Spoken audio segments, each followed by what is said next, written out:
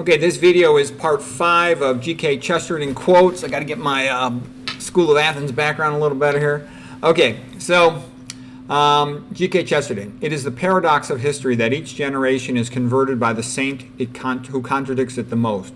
What is wrong with the world is the devil. What is right is with God. Okay, now some people think all this religious stuff is silly, but I can tell you this religious stuff is actually the key thing, because that's what's going to determine if society's good.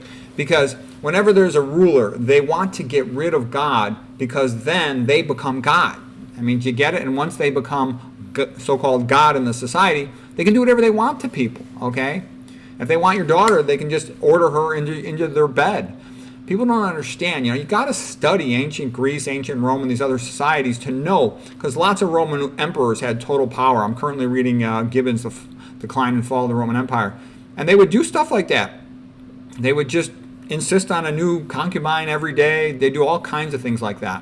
And you really don't want anybody to have total power, because they will not treat you well. Okay, the more we can truly see life as a fairy tale, the more clearly the tale resolves itself into a war with the dragon who is destroying fairyland. Opponents of Christianity would believe anything except Christianity. Nobody supposes the best critic of music is someone who talks coldly about music. But there is an idea that a man is a correct judge of religion because he looks down on religions. Okay, religion has always been a very powerful thing, and it's done far more good than bad. And people, haven't really thought about it or studied it in order to understand that. Religious people are much healthier. Religious societies have much lower crime. There's a lot more altruism and charity. Okay, the Iliad is great because life is a battle. The Odyssey, because life is a journey. The Book of Job, because life is a riddle. There are only two things that can satisfy the soul of a person, and that can satisfy the soul, a person and a story, and the story should be about a person. The man who talks too much because he is interested in the subject. He is not interested in himself. If he were, he would behave better. Okay, for in the average human house there is a hole by which money comes in and 100 holes by which it goes out. The man has something to do with the hole, the woman with the other 100. Okay, that's the settings that I've been used to, even though I know there's going to be a lot of people who say, oh, it's not like that in theirs. I really think that a man who has tamed a wife is more exceptional than the man who has tamed a tiger or a chimpanzee. The normal man is much more afraid of his wife than his wife is afraid of him. And that's in England back in around 1900. You can imagine what it's like now, where all the system is designed against the man. It's very dangerous to get married. The wife could be like a praying mantis. After it reproduces, it eats the man, okay, and kills him. Okay. He who wills to reject nothing wills the destruction of his will. Let's see. All men in history who have really done anything have had their eyes fixed on the past. Now, I think that's an important quote. If you want to achieve anything, you have to know what's already been done so you can surpass it. And also, the achievements of your ancestors, they inspire you. You see all the great things that other people have done. That's a motivator to try to do something special yourself. Okay, humor always has in it some idea of the humorist himself being at a disadvantage and caught in the entanglements and contradictions of human life.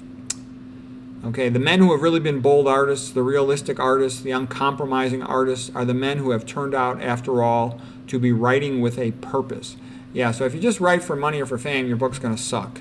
But if you're writing because you really have something to say, and this is like Schopenhauer, and you really want to say something and you've accumulated the knowledge, then you might produce something good. One word that tells us what we do not know outweighs 1,000 words that tell us what we already know. Yeah, it's the difference between me and Huberman talking about neuroscience, but he's got millions of times more views than I do. Okay, it is impossible to satirize a man without having a full account of his virtues. We might be angry at libel, but not at satire. For a man is angry at libel because it is false, but at satire because it is true.